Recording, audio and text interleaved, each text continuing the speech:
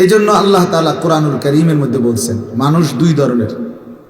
কিছু মানুষ আছে যাদেরকে মূলত মানুষ বলে, দুই পাওয়ালা, আর কিছু আছে দেখতে দুই পাও কিন্তু মূলত ওরা চার পাওয়ালা, চার ঠ্যাংওয়ালা, অর্থাৎ এরা মূলত মানুষরূপী জানোয়ার। কোরআনুল কারীমের মধ্যে আল্লাহ তাআলা স্পষ্ট বলছে, হে নবী, মনের ইচ্ছা মতো, মনের চাহিদা মতো, নিজের খেয়াল খুশি মতো যারা চলে, তার কাছে যা ভাল লাগে, আল্লাহ কি বলছে বাদ দাও, রসুল কি বলছে বাদ দাও, ইসলাম কি বলছে থো, এগুলো থো। সব কিছুর মধ্যে হুজুরের টাইম নাই, সব কিছুর মধ্যে কোরআন হাদিস টাইম নাই, সব কিছুর মধ্যে ইসলাম নিয়ে টানাটানি করুন। ইসলাম শান্তির ধর্ম, শান্তিতে রাখ, ইসলাম যাতে শান্তিতে থাকে, বুঝেন না? ইসলামকে শান্তিতে রাখা উনি নিজের মতো করে চলতেছে। এই যে অন্ধত্ব, গোঁড়ামি, অসভ্যতা, মনের ইচ্ছা মতো চলা, আল্লাহ তাআলা বলেন বন্ধু এই মানুষগুলোর পরিচয় কি? কোরআনে স্পষ্ট আছে। আল্লাহ বলেন আমাকে বাদ দিয়ে, রসুল আপনাকে বাদ দিয়ে, মনের ইচ্ছা নিয়ে খামখেয়ালি করে যে চলে, আল্লাহ তাআলা বলেন ইনহুম ইল্লা কাল আনআম, এরা আর কিছু নয়, শুধুই জানোয়ার। কোরআনের স্পষ্ট শব্দ। আমরা প্রত্যেকেই বুঝি এবং জানি আমাদের সৃষ্টিকর্তা আল্লাহ। আমরা যারা পুরুষ, আমাদেরকেও বানিয়েছেন আল্লাহ। আমাদের যারা নারী, মা, বোন, স্ত্রী, কন্যা, তাদেরকেও বানিয়েছেন আল্লাহ। স্বাভাবিকভাবে গোটা সৃষ্টি, গোটা কায়নাত সবটাই সৃষ্টি করেছেন আল্লাহ। এখন একেবারে স্বাভাবিক যুক্তির কথা হলো, স্বাভাবিক বিবেকের কথাই হলো, যে জিনিস যিনি বানায় উনি ভালো বলতে পারে এটার ব্যবহার বিধি কি, ওই জিনিসটা কিভাবে চালাইলে, কিভাবে ব্যবহার করলে, কোথায় থাকলে, কোথায় রাখলে, কেমন পরিবেশে রাখলে উপকার হবে, ফায়দা হবে, যথোপযুক্ত উপকার দেবে, এটা বানানেওয়ালাই ভালো বলতে পারে এবং বলে দেয়। দেখবেন ওষুধের সিরাপের মধ্যে লেখা থাকে এত ডিগ্রি বা এতটুকু সেন্টিমিটার তাপমাত্রার নিচে রাখেন, শিশুদের নাগালের বাইরে রাখেন, ইত্যাদি ইত্যাদি দিক নির্দেশনা থাকে। প্রত্যেকটা পণ্যের একটা দিক নির্দেশনা থাকে। তো আমরা যেহেতু এটা বুঝলাম যে আল্লাহ তাআলাই পুরুষের সৃষ্টিকর্তা, আল্লাহ তাআলাই নারীর সৃষ্টিকর্তা, পৃথিবীর সমস্ত মহিলা, নারী, তাদের সৃষ্টিকর্তা আল্লাহ। অতএব ইনসাফের কথা, যুক্তির কথা এটাই যে আল্লাহ তাআলাই বলে দিবেন যে আমার সৃষ্টি নারী কোথায় থাকবে, কি করবে, কিভাবে থাকবে, এটা আল্লাহ তাআলাই বলে দিবেন। আর আল্লাহ যা বলে দিবেন, বলে দিয়েছেন, এটাই যৌক্তিক, এটাই উচিত, এটাই ইনসাফপূর্ণ, এটাই বাস্তবসম্মত। কিন্তু দুর্ভাগ্য হলো আমরা সংখ্যাগরিষ্ঠ মুসলমান আজকে আমাদের মানসিকতা হলো যে আমরা নারী কিংবা পুরুষ, ঘর কিংবা পরিবার, নিজের ব্যক্তি জীবন কিংবা সব দিক আমরা সাজাইতে চেষ্টা করি দুনিয়াবি কোনো ফাসিক, কোনো কাফের, কোনো নাফরমান, কোনো অবাধ্য, আল্লাহর কোনো দুশ্মন, ইসলামের বিরোধী, কোরআন সুন্নাহর বিরোধী কারো কাছ থেকে।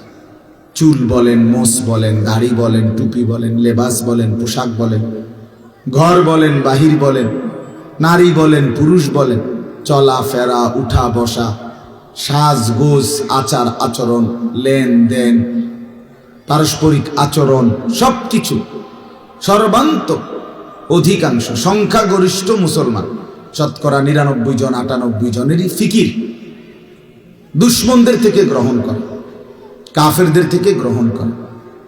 ও টেলিভিশনের নায়িকা থেকে একজন মহিলা নিজের জিন্দিগির সমস্ত সাজগোজ গ্রহণ করে। একটা যুবক মুসলমানের ছেলে, ফুটবলের খেলোয়াড়, ক্রিকেটের খেলোয়াড়, সিনেমার নায়ক, বিজ্ঞাপনের কোনো মডেল, তার কাছ থেকে নিজের জীবনের সাজগোজ, চলাফেরা, কথাবার্তার স্টাইল হাঁটা চলা এটা শিখে, এটা দেখে। তাহলে এর চাইতে বড় পতন, অধপতন আর হইতে পারে যে আমরা আল্লাহকেও ছেড়ে দিলাম, রাসূলুল্লাহ সাল্লাল্লাহু আলাইহি সাল্লামকেও ছেড়ে দিলাম, ইসলামকেও ছেড়ে দিলাম, আল্লাহর কোরআনকেও ছেড়ে দিলাম, নবীর সুন্নাহকেও ছেড়ে দিলাম। তাহলে আমরা আর মুসলমান কি রইল? আমি যে ভোটার আইডি কার্ডের মধ্যে লিখছি আমার ধর্ম ইসলাম, আমার জন্ম নিবন্ধন সনদের মধ্যে লেখা আছে আমার ধর্ম ইসলাম, আমার পাসপোর্টের মধ্যে লেখা আছে আমার ধর্ম ইসলাম, সেটা কোথায়? সেটা কোথায়? আমার চুলে ইসলাম কোথায়? আমার চেহারায় ইসলাম কোথায়? আমার জিন্দিগির মধ্যে ইসলাম কোথায়? আমার বাজার ব্যবসা লেনদেনের মধ্যে ইসলাম কোথায়? আমার ঘর পরিবারের মধ্যে ইসলাম কোথায়? আমার সাজগোজ কাপড় পোশাকের মধ্যে ইসলাম কোথায়? আমার ফ্যামিলির চলাফেরার মধ্যে ইসলাম কোথায়? আমার সারা দিনের কর্মকাণ্ডের মধ্যে আল্লাহ কোথায়, রসুল কোথায়, আখেরাত কোথায়, কোরআন সুন্নাহর অনুসরণ কোথায়? এই সব কিছু বাদ দিয়ে আমি আল্লাহর কাছে মুক্তি পাবো কিভাবে? আখেরাতে নাজাত মিলবে কিভাবে? এটা তো একটা স্বাভাবিক কথা, স্বাভাবিক কথা। আমাদের যেই কোনো মানুষের এতটুকু বুঝ, এতটুকু দিমাগ, এতটুকু আকল যদি না থাকে, এদূর যদি কাজ না করে দিমাগে, তো আমি মানুষ কিসের? মানুষ কিসের?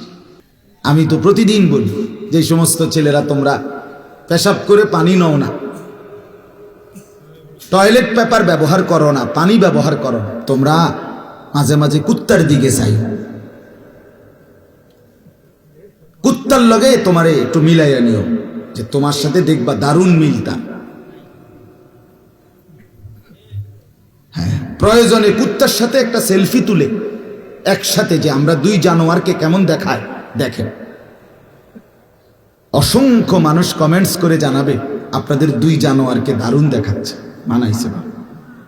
একজন ঠ্যাঙালগি দিয়া মতে, আরেকজন ফানি ছাড়া মতে, দারুণ সেরকম দেখাচ্ছে, দারুণ হয়েছে। অপবিত্র সন্তান যার শরীর নাফা, পেশাব করে পানি নেয় না, এটা মানুষের কোনো কাতারেই পড়ে না, মানুষের কোনো সমাজেই পড়ে না, এটা কোনো কাতারেই না। ভদ্রতার কিচ্ছু নাই এটার ভিতরে, অপদার্থ, অপবিত্র, এটা অপবিত্র। এজন্য এটা বুঝা দরকার। আল্লাহ তাআলা আমাদেরকে মুসলমান বানাইছে। 800 কোটি মানুষের মধ্য থেকে আল্লাহ পছন্দ করে, আমাদের কোনো যোগ্যতা ছাড়া, আমাদের কোনো তদবির ছাড়া আল্লাহ দয়া করে আমাকে মুসলমান মা বাবার ঘরে জন্ম দিয়েছেন, এই তাফালিং আর এই ফালতু কাজ করার জন্য নয়। এজন্য প্রিয় ভাই, নষ্ট হইও না, নষ্ট হইও না, নষ্ট হইও না। সুন্দর এই জিন্দিগি নষ্ট করে দিও না। বুট বাদাম, চা বিস্কিট, মোবাইল, নাচ গান, অস্থির ছবি, বন্ধুদের আড্ডা, এই বারবার চুলের বাহার ইত্যাদি ইত্যাদি, এটা কোনো জীবন না, এটা কোনো সুস্থ স্বাভাবিক জিন্দিগি হতে পারে না, পারে না। এই প্রতিবন্ধী, প্রতিবন্ধী 1 বছরে যে কমপক্ষে 5-6 আইটেমে চুল কাটছে, একবারই স্পষ্ট, যে কোনো ডাক্তার দেখাইলে কইব তে মানসিক প্রতিবন্ধী, কোনো সন্দেহ নেই, তার সিরা বাস্তব, এটা কোনো সন্দেহ নেই। কারণ এর যে তার সিরা, এটা লইয়া কোনো সন্দেহ নেই। কারণ যে পাগল, যে মাতাল, সেই এরম করে, কি করে না করে হে কই তার। আমি আমার মাথার চুল থেকে পায়ের নখ পর্যন্ত যা করি আমি তা জানি, প্রতিটার সাথে আমার কোরআন সুন্নাহর সাথে মিল রেখেই আমল করতে চেষ্টা করি।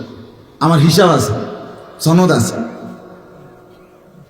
মুসলমান, মুমিন, নেককার, নামাজি, দিনদার প্রত্যেকের চলাফেরার একটা হিসাব আছে। হিসাব ছাড়া, নিয়ন্ত্রণহীন, লাগাম ছাড়া যার জিন্দিগি, তার জীবন মানুষের জীবন নয়, বরং হাইওয়ান, জানোয়ারের জীবন। এটা বোঝা উচিত।